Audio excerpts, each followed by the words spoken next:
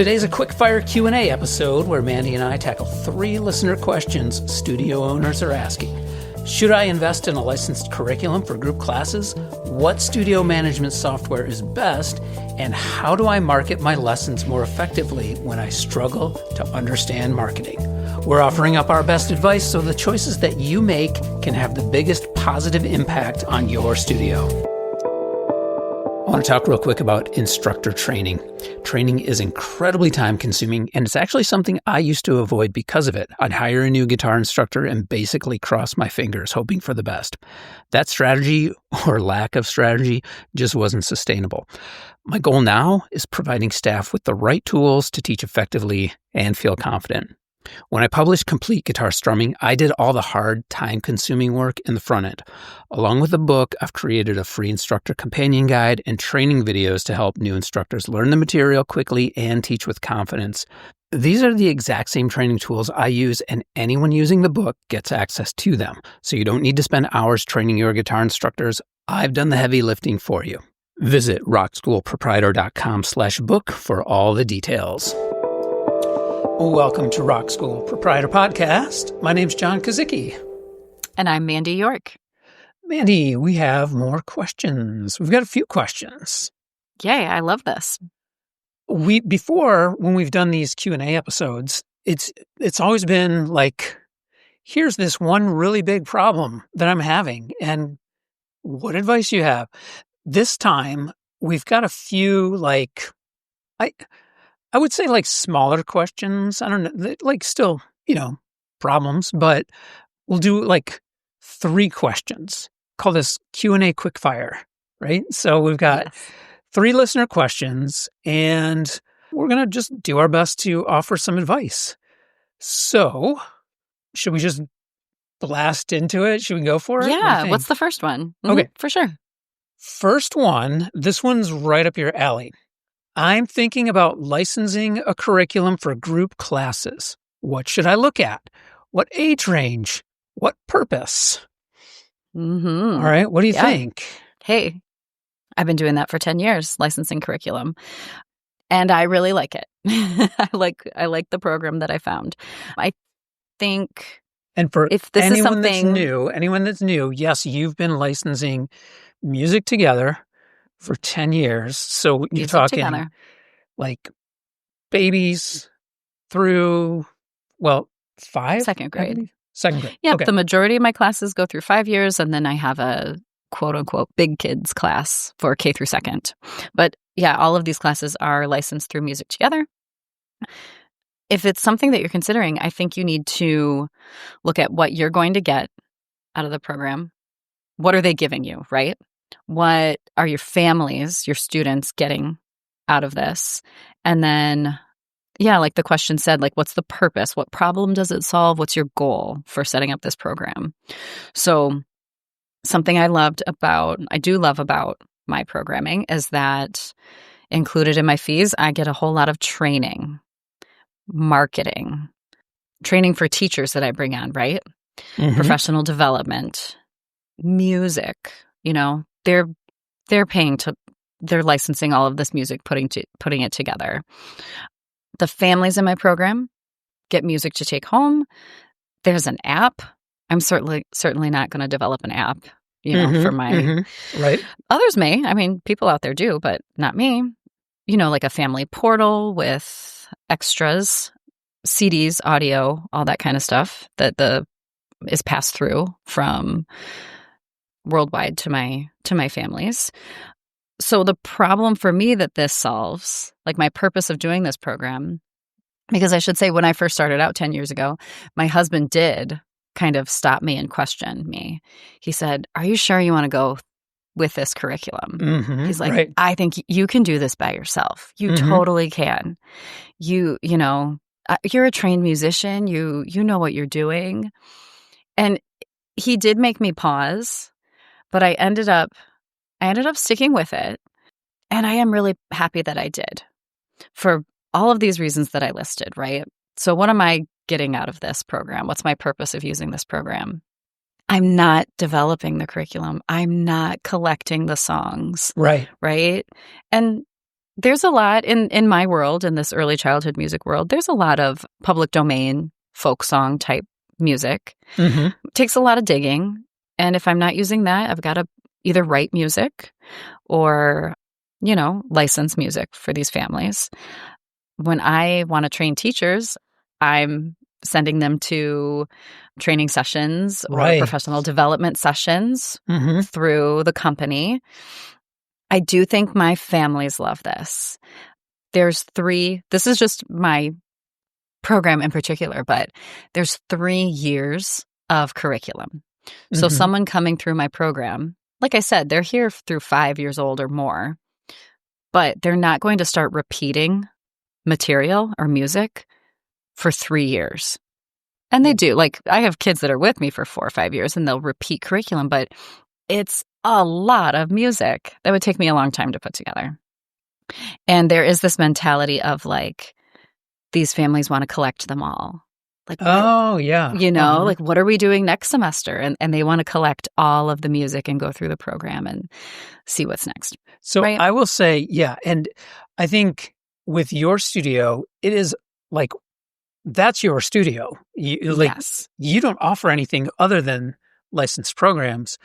I will say, as an outsider, like, it looks slick. Everything looks so good. Like the marketing that you get and then you craft and tailor it to your studio.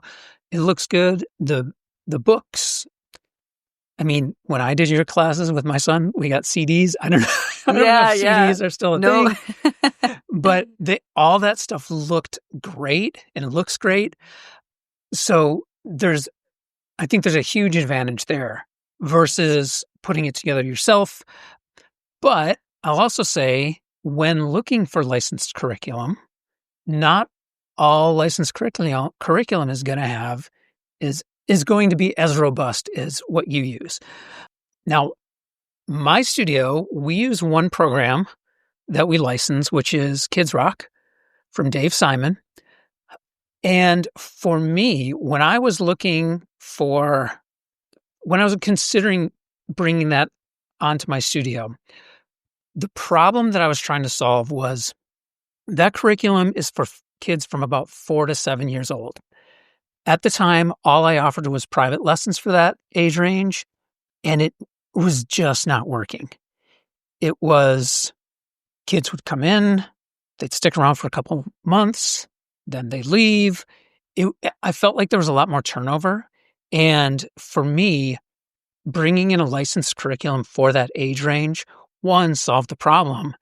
Two, address the issue that you talked about, which is I don't want to create this whole thing myself because of how much work it is. So I would say for someone thinking about offering a licensed curriculum, that for me, that was the first thing. Like, well, why?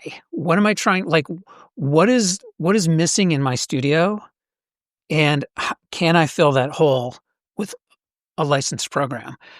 And there's tons of them. It doesn't have to be like the younger kid programs. I don't have a huge list of them, but I think considering maybe age range, we're both talking about group curriculum, which is nice because that allows us to scale a little bit, right? We can get a little bit more bang for our buck with the students that are coming in.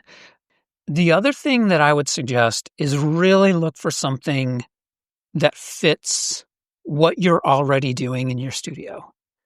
For me, being a rock school, I needed something that was still going to feel like everything else that we do, with some changes here and there. Like, we've taken liberties with the program. We've used it kind of as a framework and put our own spin on it. But that was really important. And I think with Kids Rock, that really worked for our studio because it's a rock band program for 4 to 7 year olds. It just sort of fit. So my advice would be, figure out what problem you're trying to solve in your studio, and then start looking around for what fits the bill. Totally. I agree. I'm a fan because of how much work it is to put these things together. Mm-hmm. That's the thing. Like, you're already doing something really well. So Your purpose is to fill a gap or a need, right? These programs can be great feeder programs. Yeah. Someone like you, not you because you're my neighbor, but someone like you could do with the rock program could do a early childhood class in the mornings, right? Because your studio's empty in the early hours typically. Yes. So that's a purpose that it can fill, and you don't have to recreate the wheel. Right. Things to consider. I will just mention a few more things. I know this is like quickfire. We've got 3 questions to get through, but do your homework. Look at the cost and the pricing structure of these things because they are all going to be different.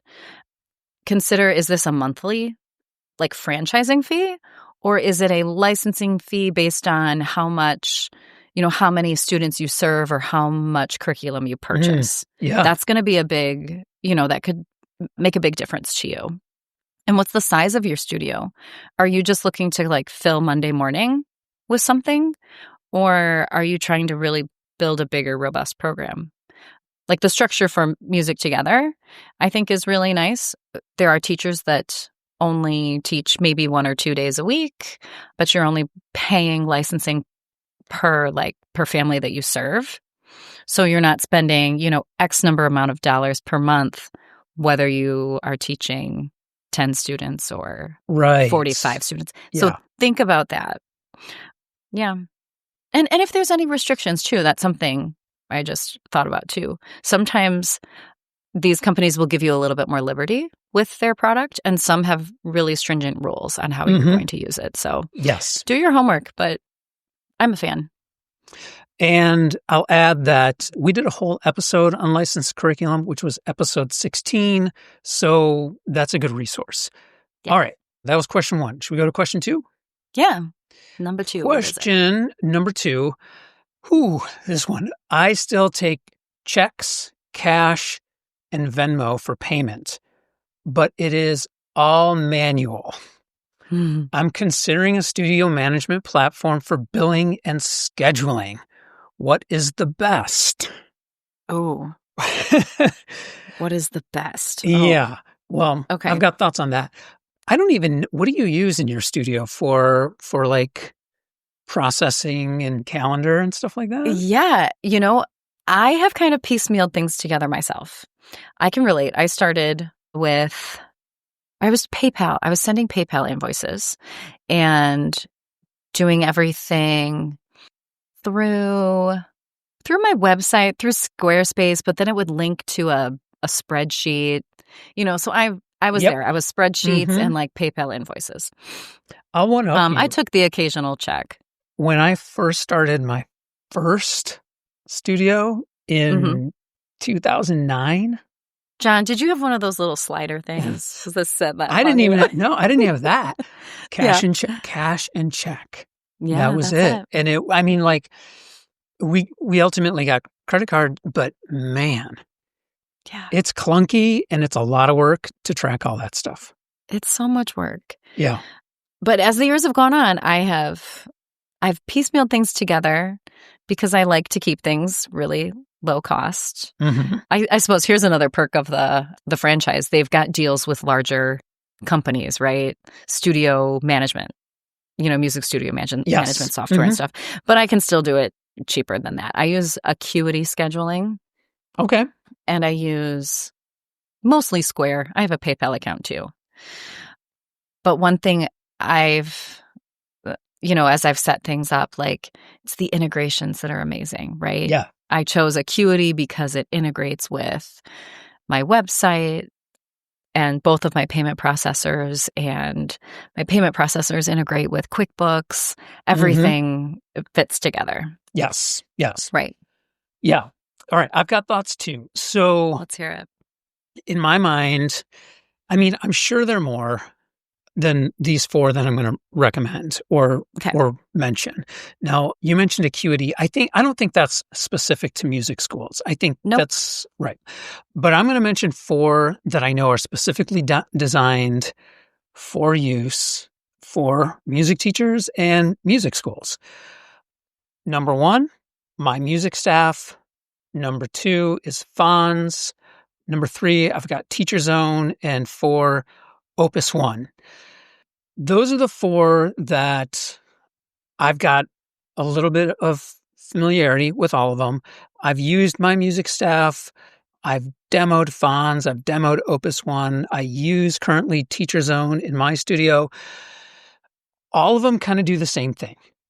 The most important things that they do is they kind of integrate the schedule and the billing, and they're integrated with credit card processing, so you can set things up for auto pay on a regular basis.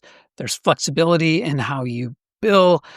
But man, when I started doing that, what a time saver. Okay, and then of those four, I'm going to real quick kind of highlight what I think are advantages.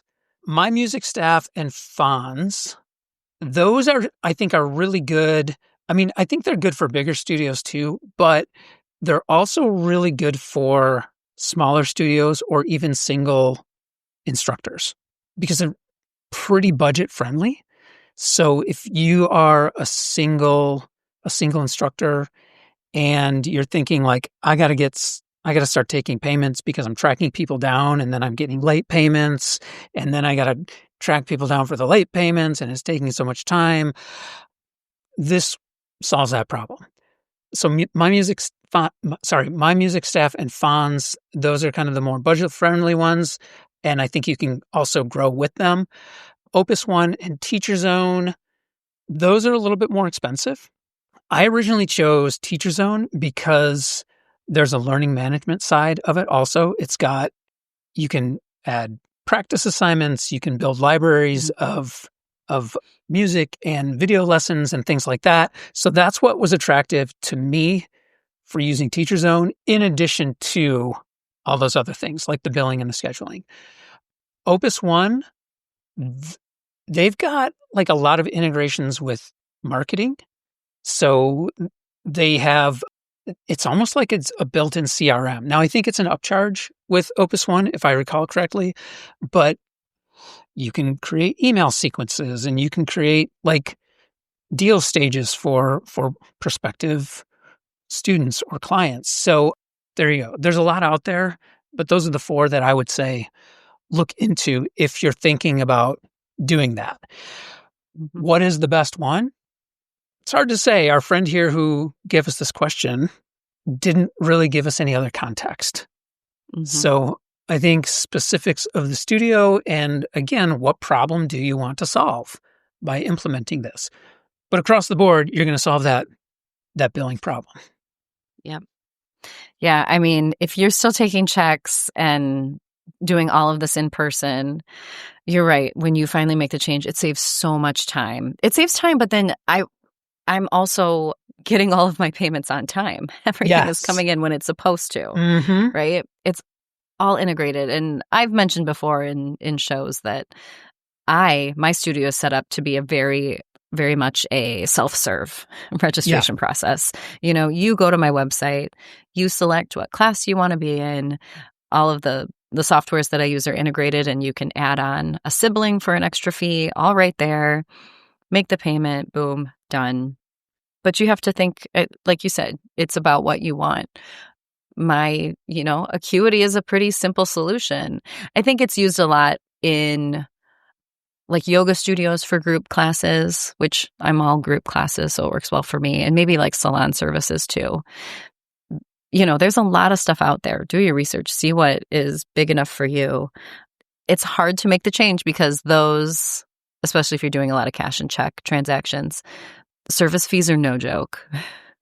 We pay a lot. Let's talk about fees. Let's talk about that real quick, right? Because I do want to mention that.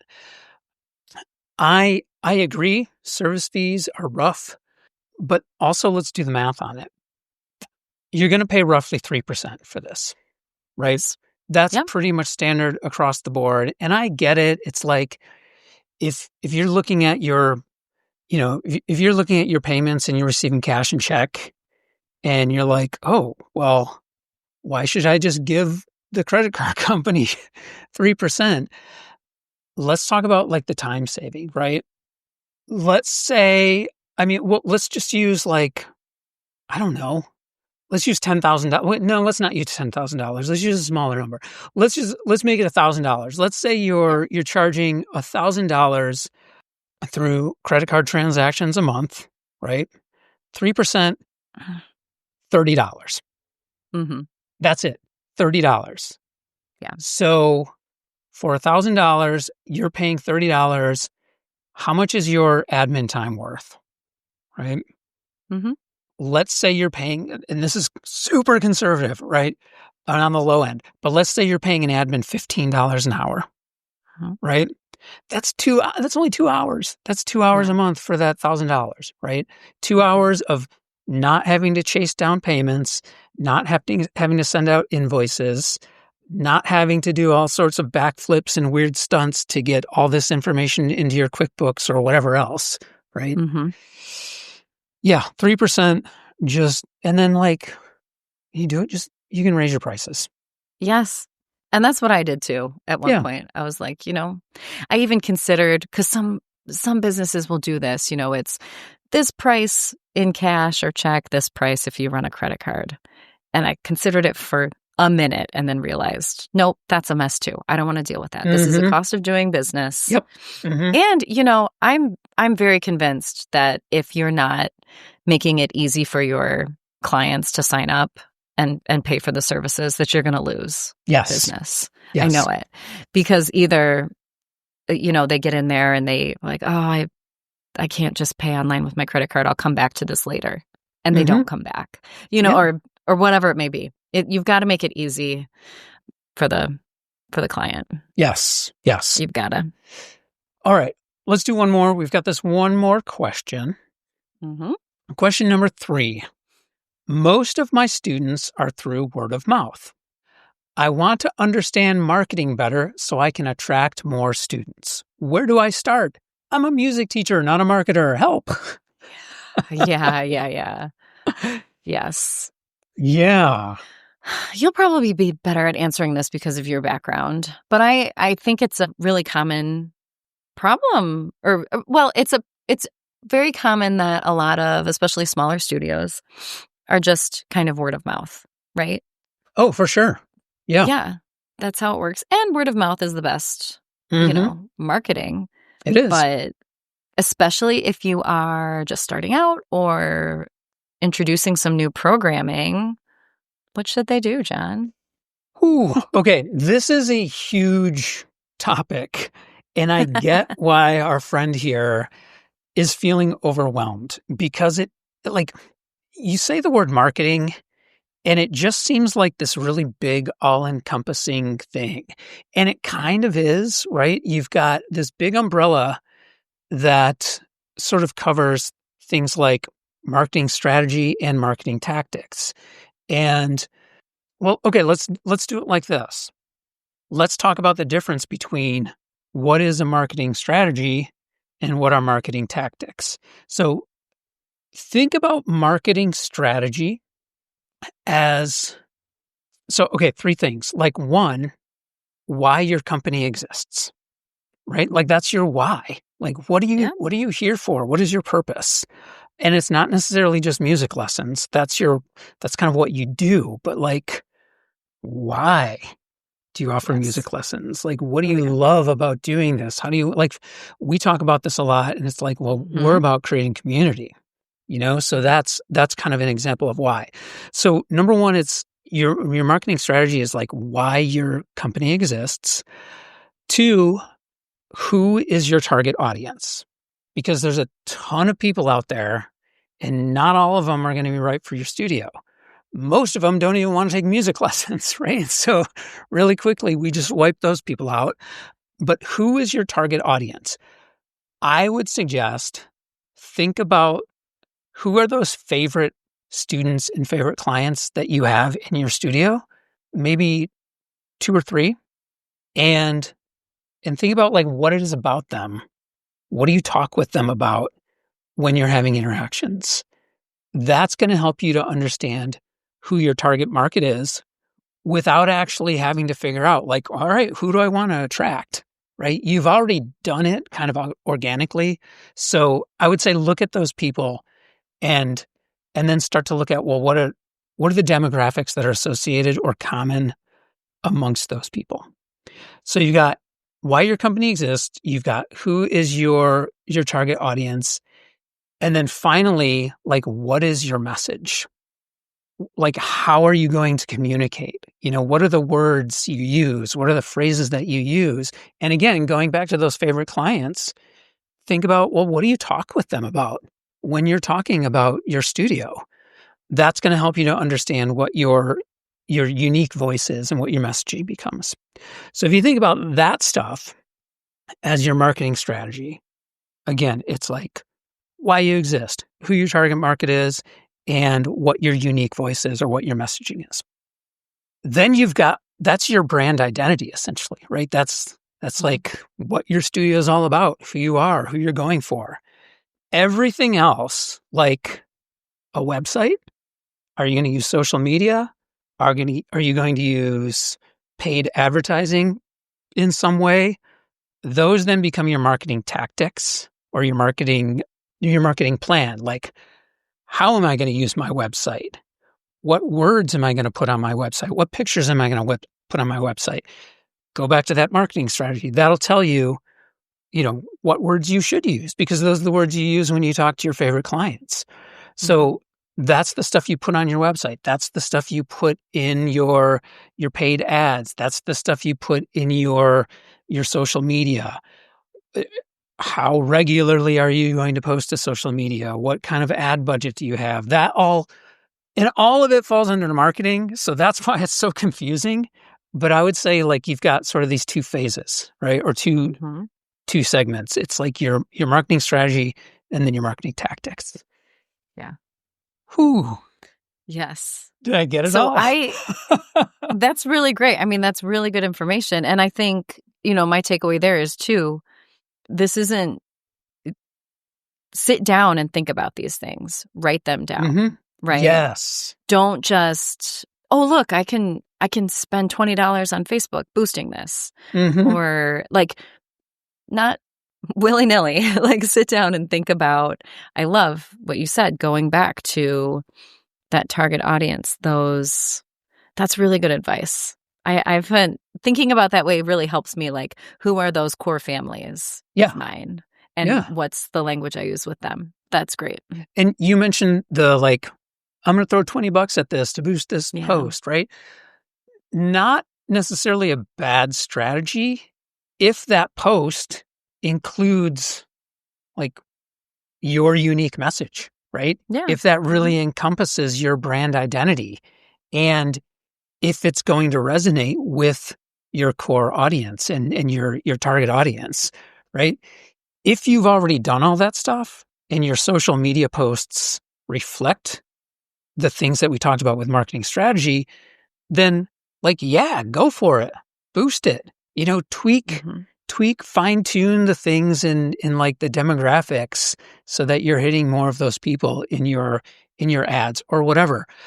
That's almost like a whole separate subject that admittedly not necessarily my strong suit. I'm kind of better at the strategy side than like some of those tactics when it comes to like paid ads. But yeah, if you're already doing that stuff, if you've written it down, if you kind of understand it, then all the tactics become easier because then those just become the channels that you use to try and reach your target audience. So, no, that makes sense. Great resource for understanding that better. Way back, episodes 6 and episode 7. I did an episode with our friend Adam Wilson, and Adam has been he's works for an agency, he owns an agency, he's been doing this stuff for decades, and he in those 2 episodes, one, he does a really good job of explaining this, but also we kind of apply it to music schools also. So I definitely would recommend those 2 episodes, episode 6 and 7. Whew, I'm exhausted. That was quick. That was rapid fire. Yeah, I wanted to make sure we got a ton of info in for like these 3 questions. Oh, they're great questions. Final words on either Any of those things? Licensed curriculum, studio management software, or marketing? Yeah. No, that was great. I mean, I think something I kept thinking about after each question was do your research, right? Make sure this is what works for you. Have a good understanding of who you are and if this licensed curriculum, this software, whatever it is, will fit your needs. Yeah. Yes. These were all great suggestions, though. Very cool. Yeah. Keep those questions coming. Not the typical Q&A, but this is a fun one. And now I think I'm going to have to go have a cup of coffee and re-energize or something. Well, let's wrap this one up then. Thanks, Mandy. Thanks, John. All right. We'll see you later. Sounds good. If you have topic suggestions or questions, please contact us at info@rockschoolproprietor.com. We'd love to hear from you and hear suggestions for future shows. We've put together some free resources for teachers and studio owners over at rockschoolproprietor.com and a private Facebook group called The Modern Music School. Please join us over there. On social, I'm at rock.school.proprietor on Instagram and John Kazicki on both LinkedIn and Blue Sky. Your ratings and reviews on Apple Podcasts and Spotify are always appreciated. And if you enjoyed the show and gain insight from our conversation, then we count that as a win. All we ask in return is that you pay it forward and please share the show with someone you think needs to hear it.